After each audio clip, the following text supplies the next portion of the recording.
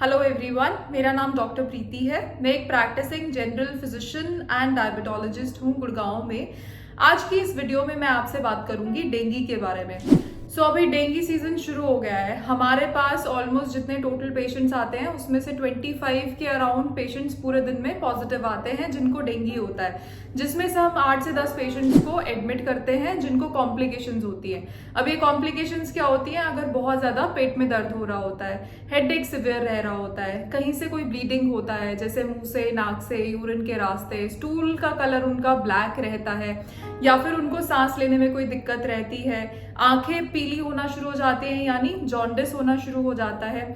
ये सारी कॉम्प्लिकेशंस अगर आती हैं तो हम पेशेंट्स को एडमिशन का सुझाव देते हैं। आजकल मैं क्या देख रही हूँ, जब पेशेंट्स का प्लेटलेट फॉल करता है वो बहुत ज्यादा घबरा जाते हैं और वो पूछते हैं कि गोट मिल्क का क्या कोई रोल है। अब गोट मिल्क अगर आप मार्केट में जाते हो सो इट इज अराउंड 590 650 पर लीटर, इतने में मिल रहा है। गोट मिल्क पीने के बाद पेशेंट्स को वॉमिटिंग होना शुरू हो जाती है क्योंकि उनको गोट मिल्क अच्छा नहीं लगता है टेस्ट। तो क्या इसका कोई रोल है?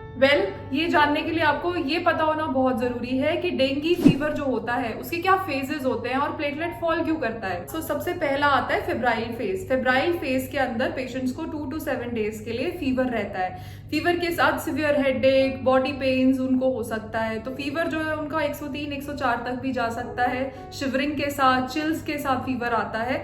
उसके बाद पेशेंट्स की रिकवरी होना स्टार्ट हो जाती है। रिकवरी के दौरान पेशेंट्स क्रिटिकल फेज में भी जा सकते हैं। क्रिटिकल फेज क्या होता है? जो आपकी ब्लड वेसल्स हैं उनके अंदर से पानी बाहर निकलना शुरू हो जाता है। अब पानी बाहर निकलेगा तो जाएगा कहाँ पे? आपके पेट में इकट्ठा होगा, आपके लंग्स में इकट्ठा होगा। लंग्स में इकट्ठा होगा तो पेशेंट्स को सांस लेने में परेशानी होती है। पेट में इकट्ठा होता है तो उनको लगता है कि एक टाइट बैंड है जो उनके एब्डोमेन के आसपास बंधा हुआ है। पेट में हेवीनेस, टाइटनेस काफी ज्यादा लगती है। इसके बाद ये पानी अपने आप ब्लड वेसल्स में जाना शुरू हो जाता है, पेशेंट्स की रिकवरी स्टार्ट हो जाती है। 3rd 4th डे के दौरान यूजुअली पेशेंट्स का प्लेटलेट काउंट फॉल करना शुरू होता है। अब ये प्लेटलेट फॉल क्यों करता है? हमारी बोन मैरो रिस्पॉन्सिबल होती है ब्लड सेल्स के प्रोडक्शन के लिए। White blood cells, platelets, red blood cells ये बोन मैरो प्रोड्यूस करती है।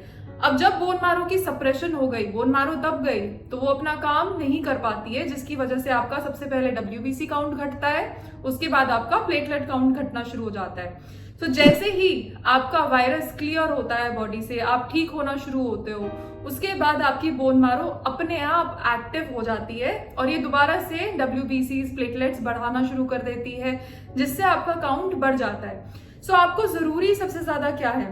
हाइड्रेटेड रहना। जैसा मैंने आपको बताया, ब्लड वेसल से पानी बाहर निकल रहा है। जब पानी बाहर निकल गया तो क्या होगा? पेशेंट्स का बीपी गिरेगा, है ना। बीपी अगर नहीं गिरे, उस चीज के लिए आप जितना हो सकता है पानी ले।